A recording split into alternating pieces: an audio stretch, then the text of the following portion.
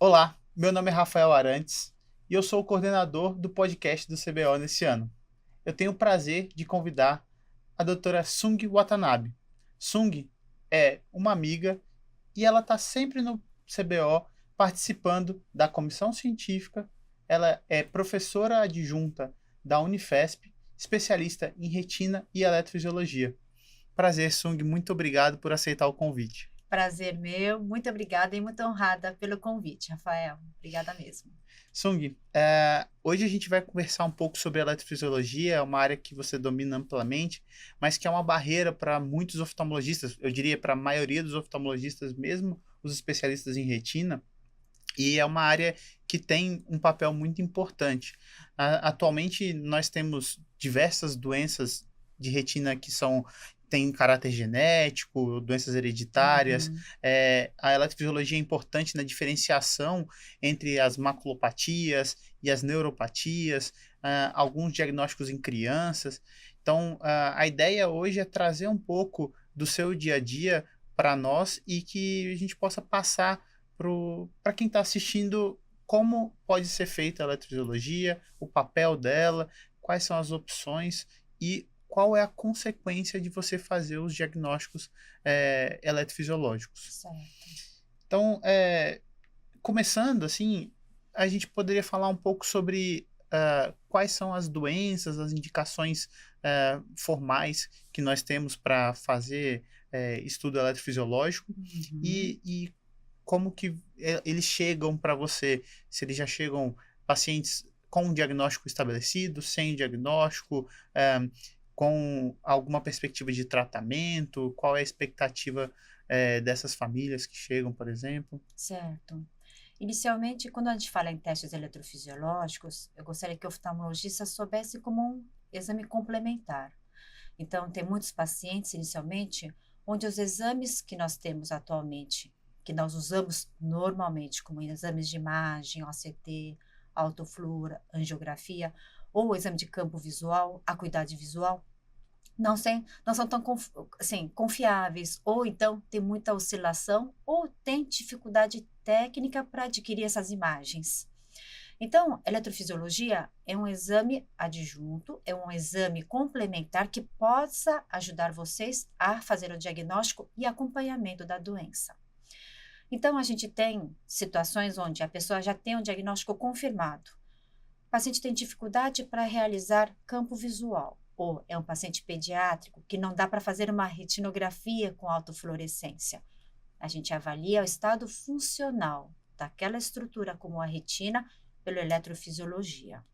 E nós também temos situações onde não tem diagnóstico, e é importante identificar qual a estrutura afetada. São os meios ópticos, é a retina, é o nervo ou é sistema nervoso central. Então, a eletrofisiologia também ajuda a identificar qual a estrutura mais acometida, porque a pessoa pode ter mais de uma estrutura acometida. Quanto mais idoso for o paciente, a gente tem sintomas concomitantes. Então, ou então sintomas posições de sintomas que Que confunde se sobrepõem bastante. também e acaba Exato, né? Então, confundindo. eu acho que a eletrofisiologia ajuda nesse ponto a identificar qual a estrutura mais afetada. Uhum. E a gente tem dois grandes grupos de testes eletrofisiológicos, da retina e do sistema nervoso central. Retina é eletroretinogramas. Eletroretinogramas podem ser de campo total, que avalia a resposta global da retina, e o multifocal, que avalia somente da área macular. E nós temos eletrooclograma, que avalia epitélio pigmentado da retina. Só que nós entendemos que epitélio pigmentado da retina tem íntima relação com fotoreceptor. Então, muitas vezes, EOG vai estar alterado para doenças do EPR, doenças primárias do EPR, mas também para doenças primárias de fotoreceptores, como retinose. Agora, por outro lado, diferente de eletroretinogramas, nós temos potenciais visuais evocados, que a gente avalia a resposta elétrica que chega no córtex occipital. Então, toda a estrutura que estiver comprometida, desde a área macular, nervo, pré-quiasma, quiasma, pós-quiasma ou occipital, pode alterar potencial visual evocado. Ele é um ótimo exame para triagem. Então, se tiver qualquer lesão da mácula até toda a via do nervo óptico, até cérebro, você vai detectar pelo PVE. Usando algumas estratégias de monocular, eletrodos em cada hemisfério, a gente consegue ver se a lesão é pré-quiasmática ou pós-quiasmática.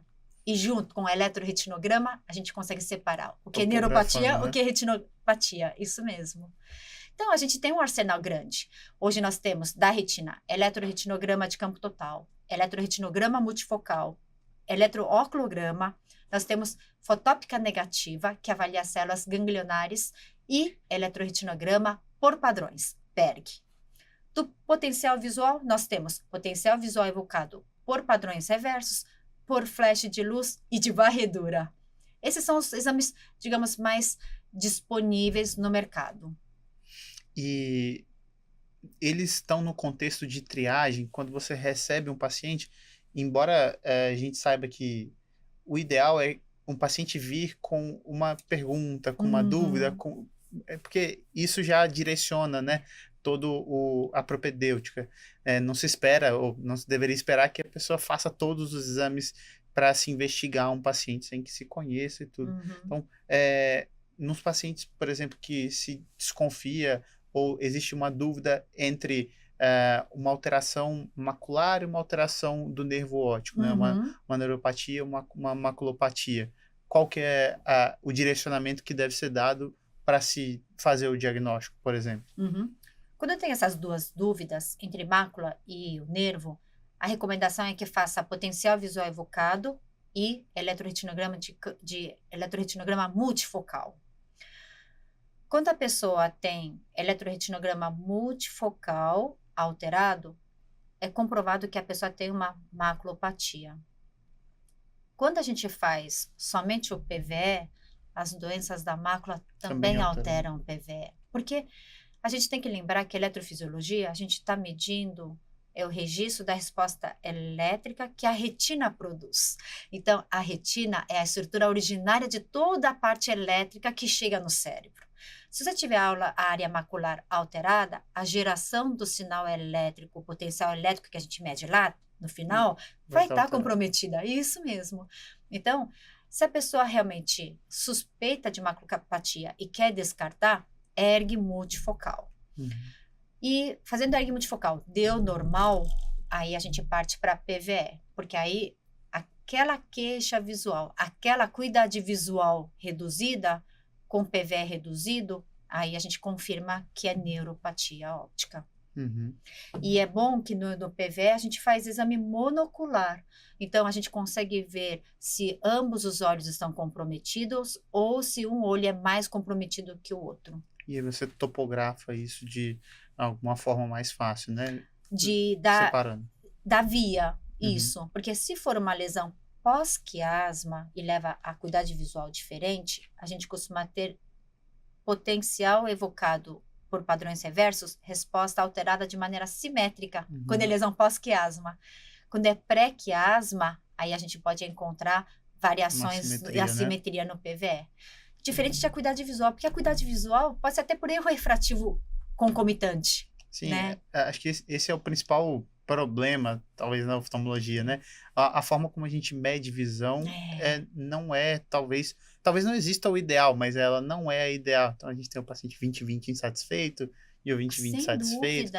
Às vezes, a gente não consegue medir dessa forma, né? Então, e é tão como a gente encontra paciente com DMRI, com cicatriz macular, uma hora fala 20/150, uma fala 20/200 e outro dia fala 20/400. Até um efeito de aprendizado, né? A gente vê com esses testes funcionais, o paciente eventualmente tem a flutuação e eventualmente quando perde a fixação central, ele tem uma dificuldade inicial e depois ele consegue fazer uma fixação anômala e melhora. Eu acho importante o oftalmologista lembrar que as funções visuais são subjetivas, a visão é subjetiva e que tem essas flutuações. Então, pacientes idosos pode ter um 20/20, como você comentou, mas pode ter uma visão de contraste muito ruim. E a pessoa vai ser bem queixosa com 20/20 de acuidade visual. E os idosos, dependendo da parte central, cognitiva, estado emocional, psicológico, eu falo que tudo isso interfere no estado visual daquele momento para aquele indivíduo, né? Então, dependendo de como você mede e quando você mede, se o estado do paciente não estiver bem, você pode ter uma visão ruim mesmo, né? Uhum. E agora, voltando no caso das distrofias, né? Uhum, Talvez seja onde classicamente o estudo eletrofisiológico seja mais falado e tudo. exato. E como a gente tem hoje alguns tratamentos iniciais, a gente tem sempre os amigos que fazem, que já estão começando a tratar e que trazem novidades, que estão sequenciando outros genes, e teve um estudo recente, né? Pessoal Uhum, da Califórnia trazendo vários. A luz é isso, né? Então a gente conseguiu claro. sequenciar muitos pacientes. Eh, Qual é o papel da eletrofisiologia em diagnóstico e medida de função visual de cada um desses pacientes? O que que você espera e geralmente como que eles chegam para você? Uhum. Quando eu tenho pacientes com distrofia retiniana, a eletrofisiologia acho que tem dois papéis. Um é para o diagnóstico. Diagnóstico que possa justificar ao paciente todas as queixas visuais que o paciente tem. E, além do diagnóstico, você consegue quantificar qual a gravidade da alteração de maneira mais objetiva. Porque realmente, descrever uma baixa visão, descrever uma perda funcional de alguma das funções visuais é difícil para o paciente. Então, a parte de eletrofisiologia ajuda nisso. Quando a gente fala em distrofias, realmente tem muito avanço nos testes genéticos e nas terapias gênicas. Porém, essa parte da terapia gênica e teste genético dá uma identidade. É como se fosse um RG, CPF, dá um rótulo àquela doença. A eletrofisiologia mostra em que fase está a doença. O teste genético mostra a identificação, mas aquela identificação, uma vez feita, rotulada, classificada, não vai mudar. Mas a fase da doença muda. E os pacientes eles são diferentes nas diferentes Exato. idades, né? Então, Claro, e não quer dizer que distrofia é sempre diagnosticada na infância. Nós temos distrofias que aparecem na idade adulta jovem, adulta depois dos 50 anos e também é idoso. Retinose, por exemplo, autossômica dominante, tem uma produção, tem uma progressão tão lenta que a maioria dos casos é diagnosticada tardiamente.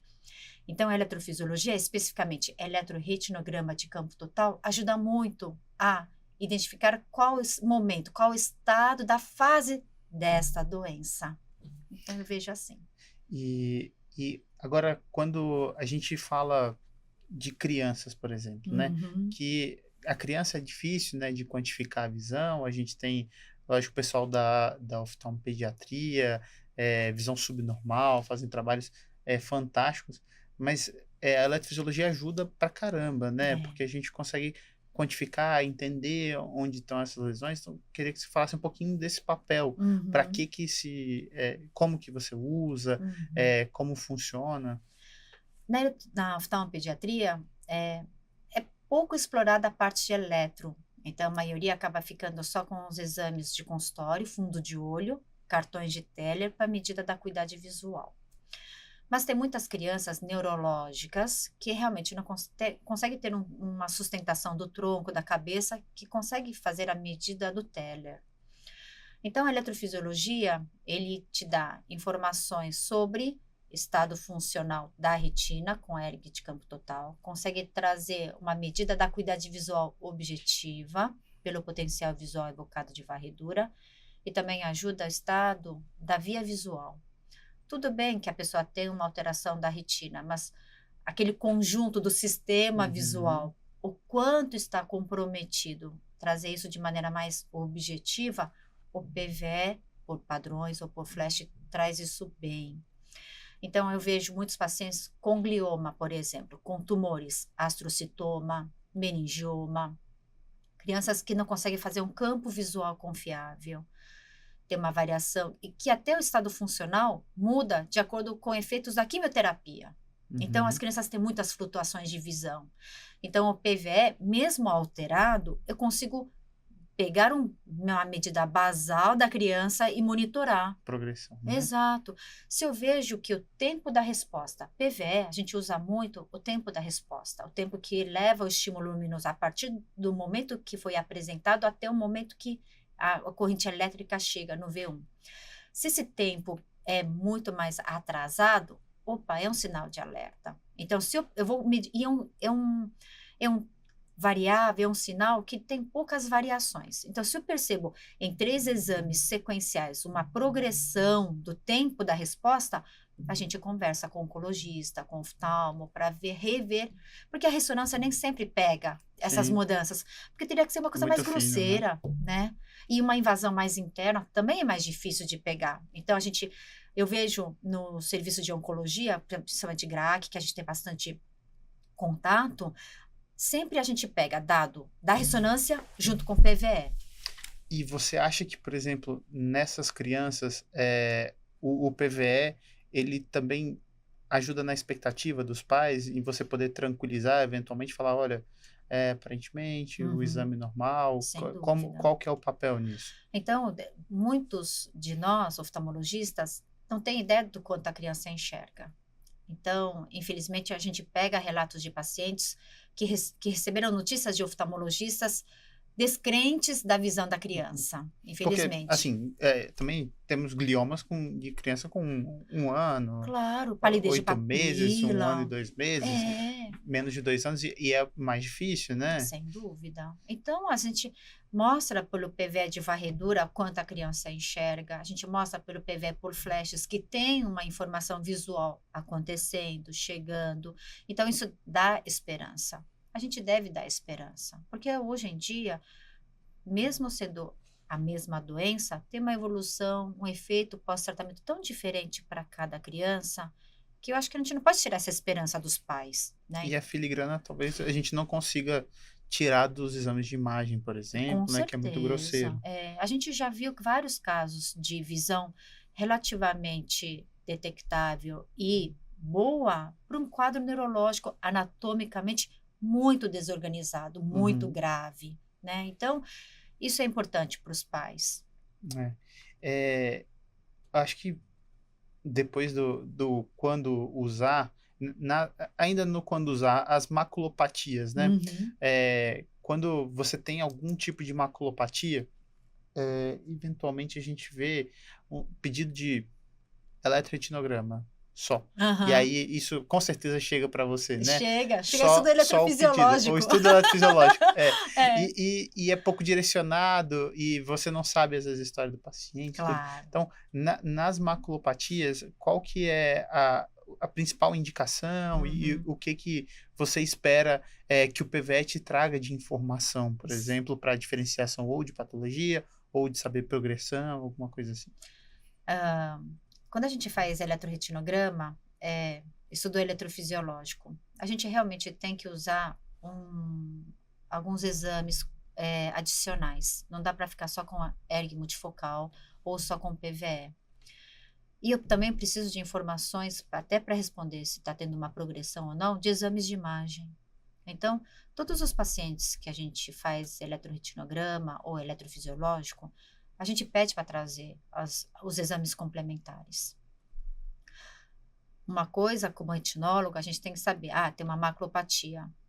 A lesão identificada nas imagens tem um aspecto, mas ERG multifocal e campo total mostra como é que está aquela parte que a imagem não detecta. Uhum. Então, muitas vezes a pessoa tem uma lesão pequena de um diâmetro papilar, mas quando a gente faz ERG multifocal, A área cometida é é maior. muito maior, pega até as arcadas. Uhum. Então, isso ajuda a Entender melhor, confirmar né? isso, as perdas visuais que o paciente tem, e ajuda você também a direcionar os futuros exames. Então, vai fazer OCT, você vai começar a avaliar outras áreas, não só aquela área tão evidente da mácula, Uhum. mas você começa a observar se tem alguns sinais incipientes aparecendo na região extrafoveal. E isso vai ajudar de alguma forma também, por exemplo, a visão subnormal, a conduta em usar algum recurso óptico, fixação extrafoveal, treinamento de paciente? Isso ajuda muito na questão de, assim, tendo ideia do tamanho da área de disfunção, eu vejo se é viável uma fixação excêntrica ou não. Mas o melhor exame para ver fixação excêntrica é microperimetria, Uhum, né? Esse é o melhor. Só que treinar a pessoa a usar a fixação excêntrica também requer prática. A pessoa tem que ser sempre orientada e sempre praticar para manter essa fixação excêntrica, para manter. Então, assim, no dia a dia, para visão subnormal, eu não uso muito ERG multifocal, eu uso mais uhum, microperimetria. O ERG multifocal eu acabo usando mais para acompanhar a doença retiniana do paciente. uhum. É. A microperimetria também não é tão disponível, né? Não, Mas infelizmente. é um estudo fantástico da É, função da retina do paciente. Embora diferente do ERG, a gente precisa da colaboração também do sem paciente, né? Então, dúvida, sem talvez dúvida. esse é o maior desafio É. de um campo visual, por exemplo, que também Uhum. traz muita informação para nós, né? Eu fico pensando, quantos de nós oftalmologistas já fez campo visual, Sim. né? E o exame de campo visual é um exame, não é tão fácil assim. Não, não, Tem curva de é super aprendizagem. chato de fazer, né? É, A gente não está habituado. Tem aquela máxima de quando você vai fazer um exame no paciente, o ideal é você tenha feito ele antes em como, você, para Elias que você também. saiba como que funciona aquilo, qual é a sensação, É, explicar para o paciente, porque ele vai passar por aquilo ali, ele precisa entender o que está acontecendo. Senão ele só aperta o botãozinho, senão ele sem olha para a dúvida. luz, então cria os problemas, Sem né? dúvida. Até exame de angiografia, que é nosso dia a dia, né?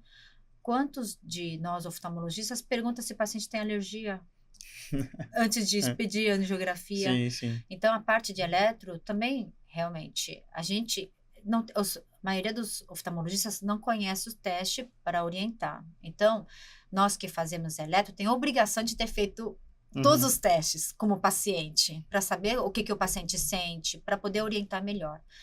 E a gente que faz, a gente explica todos os passos com o máximo de detalhe o que vai acontecer durante o exame, para não surpreender. Tanto que o exame é muito demorado, é uhum, uma hora e meia que a gente fica com o paciente para fazer um teste. uhum. Porque também, como você falou, a gente recebe o paciente sem muito histórico. E muitas vezes é porque o colega que pediu estudo eletrofisiológico também não tem ideia o que seja. Fez todos os exames e não entende por que, que o paciente tem aquela perda visual. Não tem exames que É quase uma mostram. consulta pedindo ajuda, né? E eu acho muito bom que eu possa ajudar, que eu tenho Uhum. ferramentas que eu possa ajudar. Sim, sim. Então, eu preciso fazer uma anamnese, eu pego os exames, faço os exames, se precisar, complemento com outro teste eletrofisiológico e vou discutir com o colega. Olha, Uhum, esse resultado deu isso.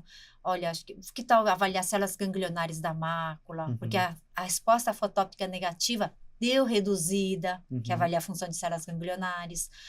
Eu acho que está mais para neuropatia do que uma retinopatia. Então, a gente troca a figurinha. Eu acho isso muito bom. Pode direcionar, né? Hum, Exatamente. Um dos maiores problemas é você não ter o direcionamento do paciente e, eventualmente, não saber o diagnóstico, o paciente ficar nesse vai e vem, né? é. Sem E saber. faz muitos exames, né?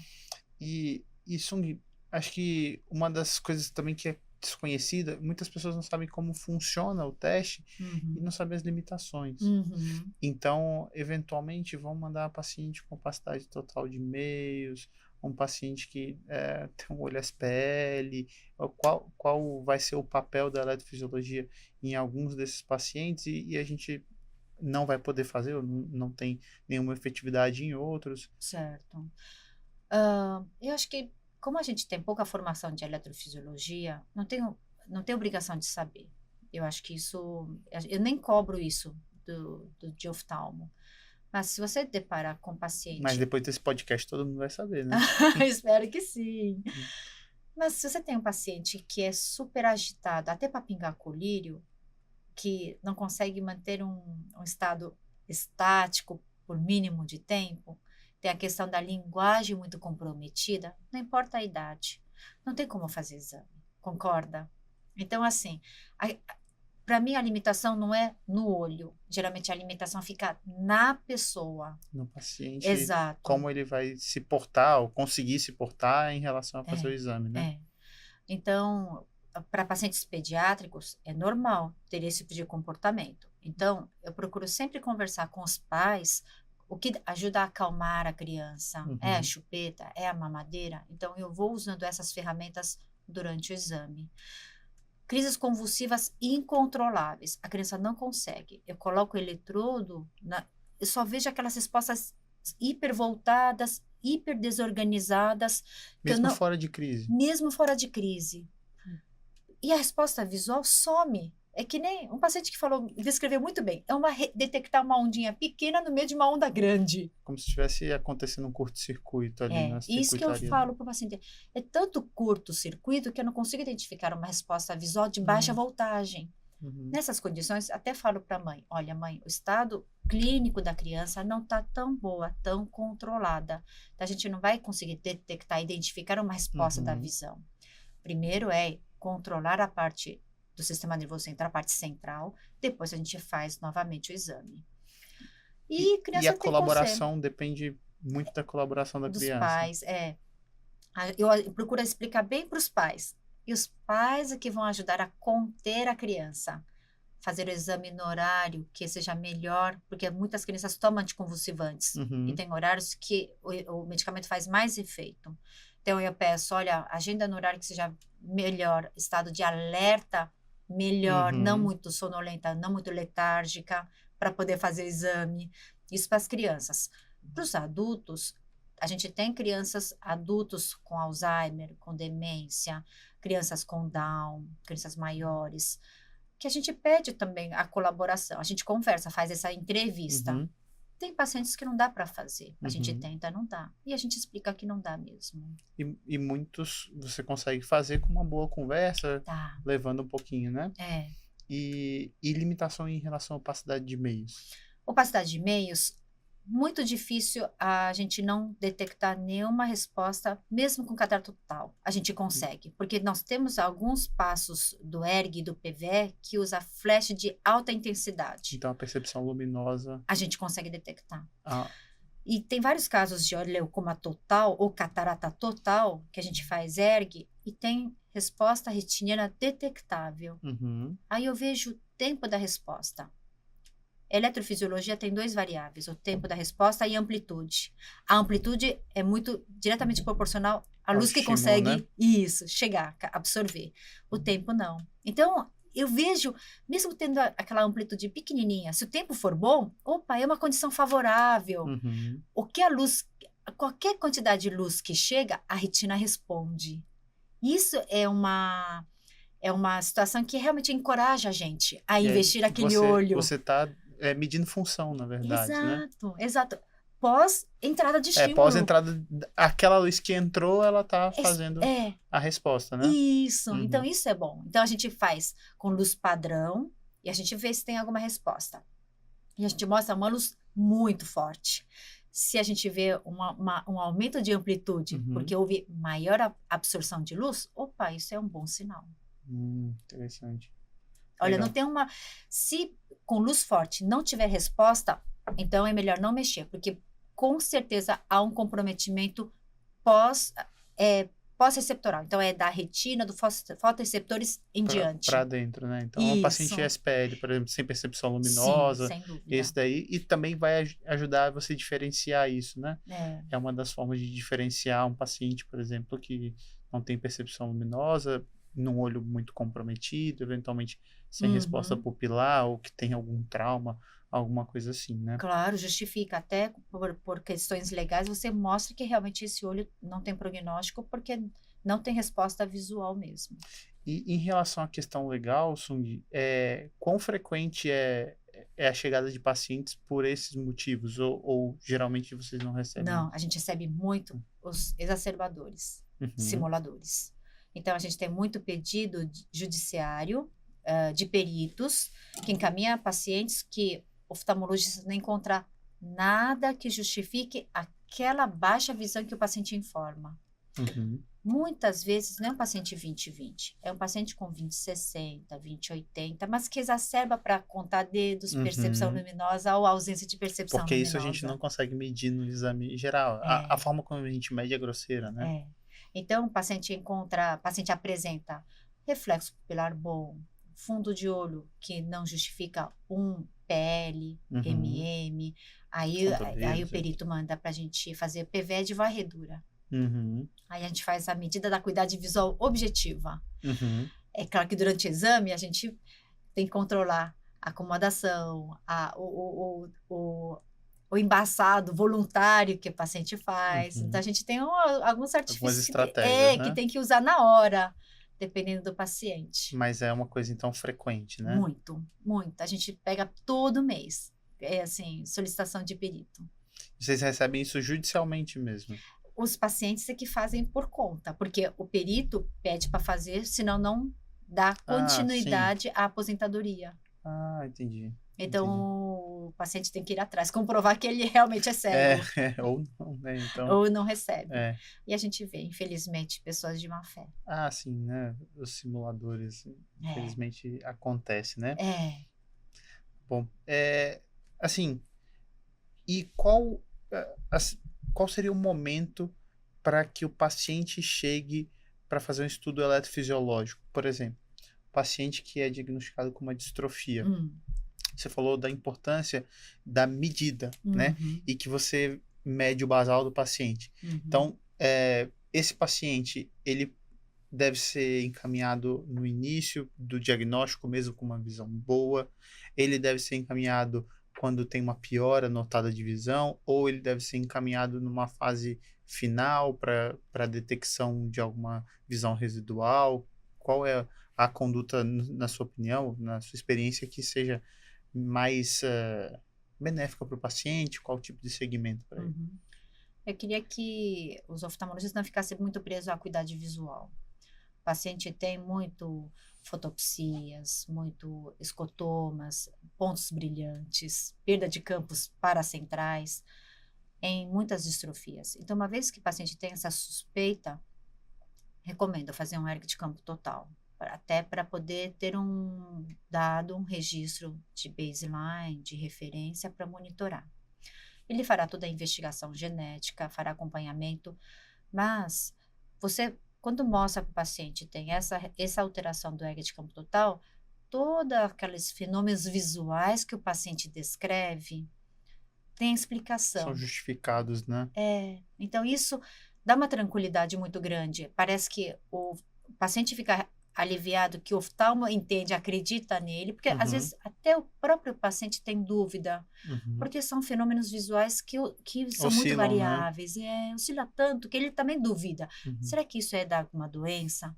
Então a gente fala que sim. O exame mostra que você tem algumas alterações da fase escotópica, alterações da visão fotópica, que justifica esses fenômenos visuais.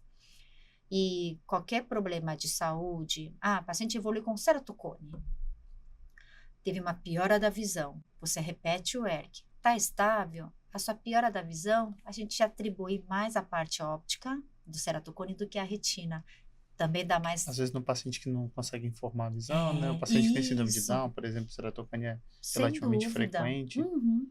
Aí a gente consegue ter essa separação por estrutura. E dado o diagnóstico, estabelecido o baseline daquele paciente, existe alguma forma de acompanhamento periódico desse paciente? Ou você acha que fica sendo a critério de melhora ou piora? Você acha, ou depende da doença? Tá. Assim, o ideal é realmente acompanhamento a cada 1 a 2 anos. Mas se o paciente for jovem, adolescente, está bem, a gente pode prorrogar isso para 3, 4 anos, 5 anos. Mas se em qualquer momento o paciente nota uma piora acentuada da visão, convém repetir o ERG de campo total, independente do período da periodicidade, para poder identificar se aquela queixa está Relacionado. relacionada à doença da retina. E, e se ela, porque pode ser por outra causa, né? Exato, Eventualmente uma exato. alteração Até para você corneana. direcionar a investigação. Uhum. É, uma dúvida geral, e acho que isso vai ficar cada vez mais frequente para nós, é, principalmente nos pacientes de distrofia. Sim. A gente já viu alguns trabalhos publicados, alguns relatos de caso dos pacientes tratados, e na escola eles já estão fazendo, eles fizeram alguns casos, né? E o direcionamento para esses pacientes talvez seja importante, não só para ele, para o paciente, mas para a família toda, para controlar expectativa, orientar em relação a filhos, Uhum. orientar em relação a, a próximos filhos, aos filhos que já existem, né? Então, como que você acha que, e aí não só na parte do eletroretinograma ou Uhum. da eletrofisiologia, como você acha que esses pacientes devem ser orientados hoje, numa perspectiva de que em alguns anos provavelmente a gente tem um leque mais aberto de tratamento de terapia gênica? É. O ideal é realmente todos eles com diagnóstico de distrofia fazer teste genético mesmo e identificar onde está a mutação, porque a pessoa pode ter distrofia retiniana por mutação de mais de um tipo locus de gene, né. Então, uma vez feito o diagnóstico, às vezes a gente tem que estender essa investigação para o pai e a mãe. Nem sempre temos pais disponíveis para fazer esses testes complementares. Então, uma vez que você é paciente, identificou o gene, digamos que é ligado ao X, aí fica muito mais fácil, a gente consegue orientar melhor. Às vezes eu vejo cada vez mais a necessidade de ampliar um pouco esse gene para ver de onde vem o gene, qual do marido também, às vezes, se tem filhos, marido também, às vezes é Uhum. importante pesquisar. É muito variável, mas cada vez mais eu vejo necessidade, sim, de fazer essa identificação genética. E a parte da orientação, eu gosto de estender não só dando nome ao gene, mas também da necessidade do acompanhamento. A gente pode ser que terapia gênica demore muito tempo para chegar, mas vamos resolver coisas já. Uhum. Eu deparo muitos familiares com filhos recém-diagnosticados de distrofia. Aí eu falo: deu esse gene e tudo mais". Então, o importante é que, independente da doença, como está a criança. Então, a gente deve orientar os pais de como cuidar da criança, como educar, como brincar, como deve ser o meio onde a criança está. Porque é importante que a criança tenha desenvolvimento mais adequado Normal possível, possível. normal, com desenvolvimento, com ganhos normais, né. Então, eu queria não só que fique no teste genético, mas também essa orientação aos familiares, aos pais principalmente, para monitorar essa criança no quesito de desenvolvimento global, tá. Junto com outras especialidades, por exemplo, visão Sim, subnormal, eventualmente quando sim, necessário, né? intervenção e estimulação visual precoce, isso é muito importante. A estimulação visual precoce, eu falo, é para os pais, não é para a criança. Muitas vezes a criança é tão bem cuidada, tão hiper protegida, que até atrapalha o Uhum. desenvolvimento. Então, a estimulação visual precoce é um jeito de orientar bem os pais de como educar também, né, como criar, como estimular a criança, né. Uhum. E para cada fase da criança, essas orientações devem ser modificadas, devem ser ajustadas para cada fase. Uhum. E tem distrofias que é acompanhada de síndrome, tem distrofias que é acompanhada de outras doenças neurológicas, então tem que ser realmente bem personalizada, individualizada, para cada família. E quando perguntam porque alguns pacientes já chegam para a gente perguntando, né, de perspectiva, porque eu vi que existe um tratamento para Uhum, doença, para distrofia hereditária. Às vezes o paciente fala com esses termos, né, uhum, e eventualmente ela tem uma distrofia completamente diferente, a gente tem que explicar exatamente o que que é. E quando você vê um paciente hum. que ele tem essa indagação, como você orienta? Você fala qual a perspectiva que você fala sobre estudos? Porque a gente sabe que uma coisa é existirem estudos até chegar na ponta onde você pode iniciar tratamento e até, óbvio, depois da fase 3 eu tô falando isso já no Uhum. mercado. Mas Opa, ainda assim, quando já está disponível, entre aspas, né, no mercado, não é tão disponível assim, porque é é. uma coisa muito inicial, e existem casos selecionados dentro da doença. É, é eu acho que talvez um desafio nosso seja controlar a expectativa de falar sobre isso e também de você falar que existe uma possibilidade, eventualmente pode existir, que esses pacientes são pacientes muito sofridos, né? São E que bastante. eventualmente infelizmente, a gente pega os pacientes que passaram com algum profissional, muitas vezes não médico, que falam sobre outros tipos de Uhum. intervenção e alguma outra coisa. Como é que você orienta, como é que você gosta de falar no seu dia a dia para essa perspectiva desse paciente? Vou falar o que eu faço mesmo, Uhum, eu, Sung. A questão da parte terapêutica, da perspectiva, eu sou bem clara. Eu falo assim, que realmente tem vários genes. Primeiro, identificar qual gene. Tem vários genes que estão sendo estudados, mas que, primeiramente, é questão de segurança. A gente precisa avaliar a segurança dessas terapias gênicas. e guarda o seu gene para a gente saber qual que é. Exato. Então, eu procuro não eliminar a esperança, vejo essa perspectiva que avança muito rápido, então a gente vai acompanhar e a gente avisa. Mas eu quero saber qual a sua dificuldade já. A sua dificuldade, porque muitas vezes o paciente é presbita e está precisando Uhum, de uma sim, adição. sim, sim. Então, eu procuro identificar, eu dou essa esperança, eu falo dessa perspectiva futura de tratamento, mas eu quero ver tratamento que eu possa aplicar já, Uhum, para a semana que vem. Então, eu procuro esmiuçar bem a dificuldade pontual hoje. Eu quero resolver aquela dificuldade pontual hoje. Então, é isso que eu faço. Paciente com 45 anos, mas que está usando a adição de mais um, eu ponho uma adição mais forte. 2, 2,5, e vejo o quanto ensino ele a aproximar. uma armação de prova no consultório. Sempre tem que ter É, armação de prova.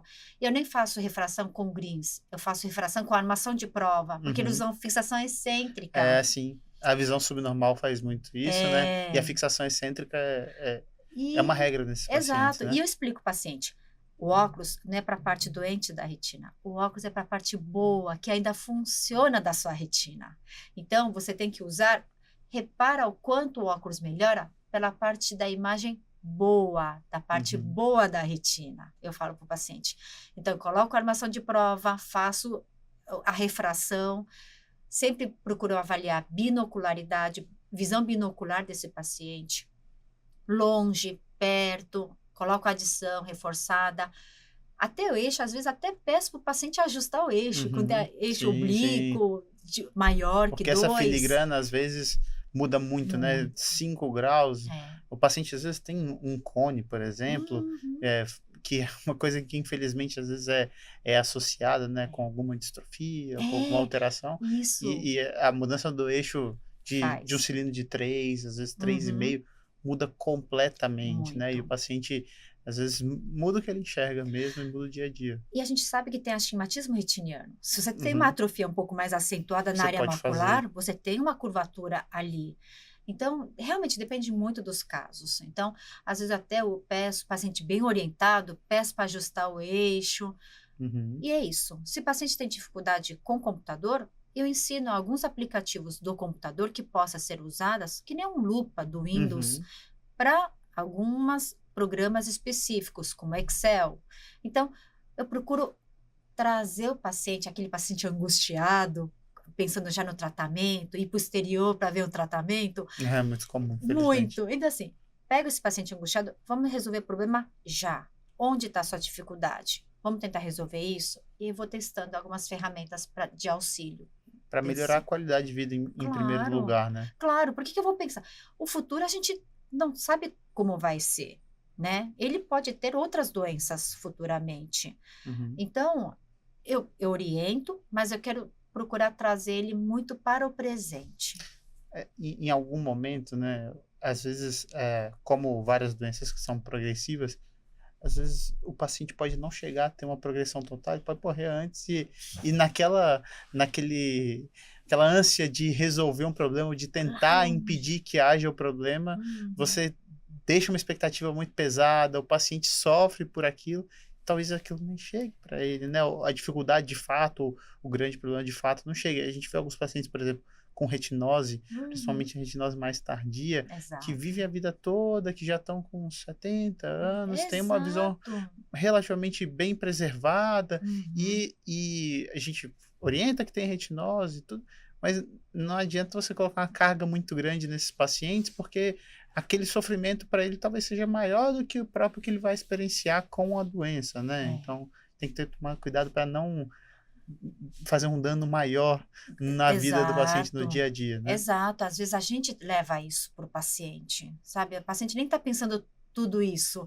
É que tem muitos profissionais que têm esse preconceito da retinose, de uma DMRI, de um Stargardt, de um Leber, amosas de Leber, e realmente deixa o paciente e os familiares muito assustados, né? E a gente não sabe como vai ser a E evolução. a variabilidade também de apresentações, né, dessas Demais. doenças, acho que a retinose talvez a mais clássica É, e que tem uma variabilidade muito grande. O paciente uhum, lê na internet e ele chega, às vezes, com você, porque, veja, quando o profissional ele vai ler em diversas fontes, em coisa muito mais direcionada, mas a retinose talvez ele leia que é uma doença progressiva, que ele vai ficar cego, que ele é, para de enxergar quando tem pouca luz e que é isso. é, E, e isso causa uma angústia, né, do demais. paciente às vezes sofrer antes daquilo acontecer e de fato, em algum momento a gente pode não ter nada para fazer, mas Exato. de E a nictalopia, a dificuldade noturna que ele já tinha, era de longa data. sim, Ninguém precisa ficar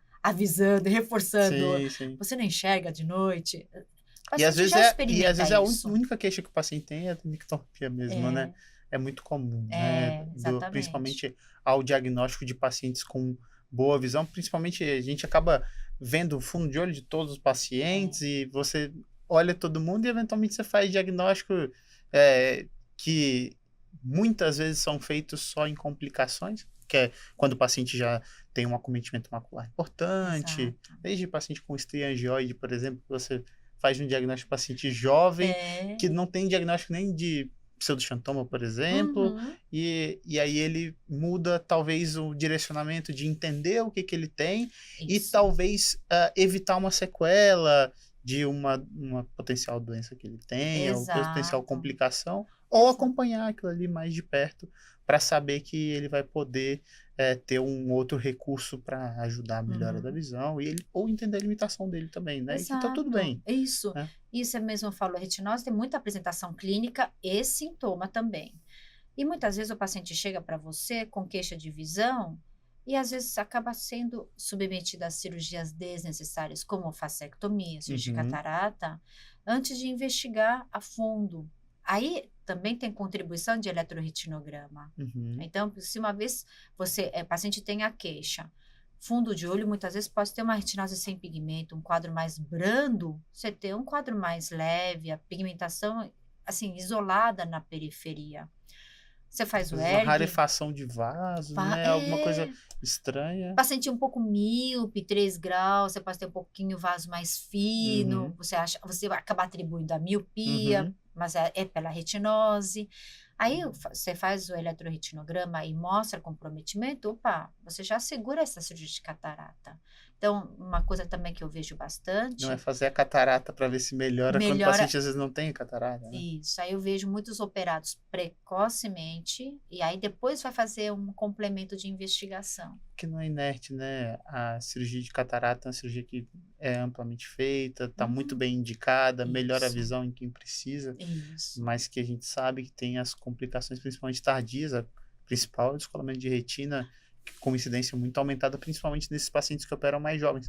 E, Uhum. e nas distrofias ela acontece também, geralmente no paciente Acontece. mais jovem, infelizmente, aquelas É, cataratas subcapsulares que a é, gente costuma ver nesses pacientes é. e eventualmente o paciente evolui com outras alterações também, né? A Então, gente vê que o paciente não teve a expectativa atendida, então eles até atribuem a cirurgia a não melhora ou até a piora dos sintomas, porque é um marco temporal importante, sim, porque sim. ele põe naquela cirurgia de catarata uma expectativa.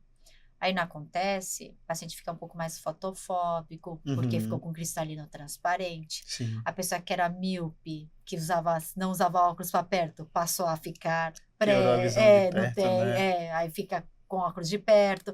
Então ele começa a ter outras queixas. É, É muito comum. é importante tomar esse cuidado, né? Mas acho que era isso, Sung. A gente Uhum, conseguiu conversar um pouco sobre cada um dos exames, tentar desmistificar um pouquinho, certo. exatamente para direcionar as investigações e poder trazer um pouco de luz num assunto que é complexo. A gente já conversou sobre isso, né? A eletrofisiologia é complexa porque envolve fenômenos celulares e Uhum, fenômenos elétricos. Para entender ela, é, leva um tempo, mas que ela pode trazer informações importantes para a gente e tem que ficar no nosso arsenal diagnóstico, claro, para tem que que o lembrar. paciente também não seja privado de ter o conhecimento. Como muitas vezes a gente já viu, já presenciou alguém que fala, você tem uma distrofia de retina, e é isso, Uhum, ponto. E não se pergunta sobre a família, se tem filho, se não tem, se fez investigação de filho, se não tenta fazer um teste genético que eventualmente pode trazer no futuro alguma luz naquilo que ele tem, ou até, a gente não sabe, é uma área que é tão ampla que eventualmente o paciente que tem o teste genético talvez a gente descubra daqui a uns anos que ele tem um fator de risco para ter tal alteração e a gente consegue intervir antes de que ela aconteça, né? Então, é, esses pacientes são pacientes que são diferentes, né? sim. Do dia a dia, mas que têm que ser bem cuidados. Sem dúvida, acho que todo paciente tem que ser bem cuidado. A gente depara com pacientes cada vez mais informados, bem mais questionadores, né, no nosso dia a dia. E a gente tem agora tantas opções de exame que a gente até realmente se perde, né? A gente procura fazer uma medicina que seja bom para o paciente, mas também não seja muito oneroso para o Uhum, paciente, né? E a eletrofisiologia, eu entendo que tem um acesso realmente limitado, porque não são todos os cidades, todos os estados que têm, né, o exame, mas que acho que todos nós devemos saber que existem e que realmente pode ser indicado em alguns casos mais difíceis, desafiadores, duvidosos, e esses que a gente comentou, né, de algumas distrofias eles existem, também. né? Eles estão por aí. Então, Todo mundo vê. isso mesmo. Tá bom. Sung, eu queria te agradecer. Eu vou encerrar o podcast aqui. Agradecer em nome do Conselho Brasileiro pela participação, pela ajuda sempre.